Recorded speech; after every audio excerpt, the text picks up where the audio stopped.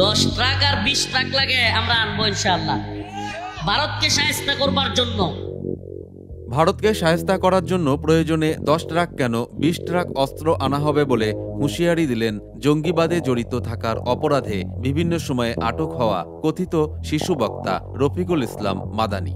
বৈষম্য বিরোধী ছাত্র আন্দোলনের কেন্দ্রীয় সমন্বয়ক হাসনাত আবদুল্লাহকে পাশে বসিয়ে এই হুমকি দেয় মাদানী। এই সময় মাথা নেড়ে সায় দেয় হাসনাতও।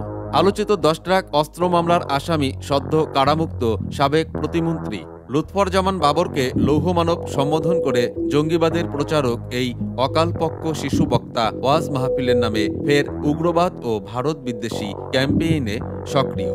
আপনাদের কাছে অনুরোধ থাকবে, আপনারা সুদকে বন্ধ করে দেন।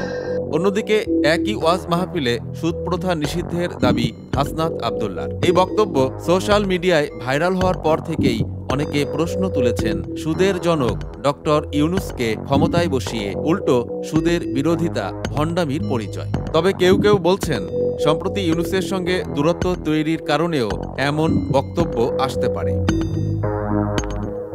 প্রিয় দর্শক, সমকালীন সব চমৎকার খবর ও বিশ্লেষণ দেখতে সাবস্ক্রাইব করুন আমাদের চ্যানেলটি।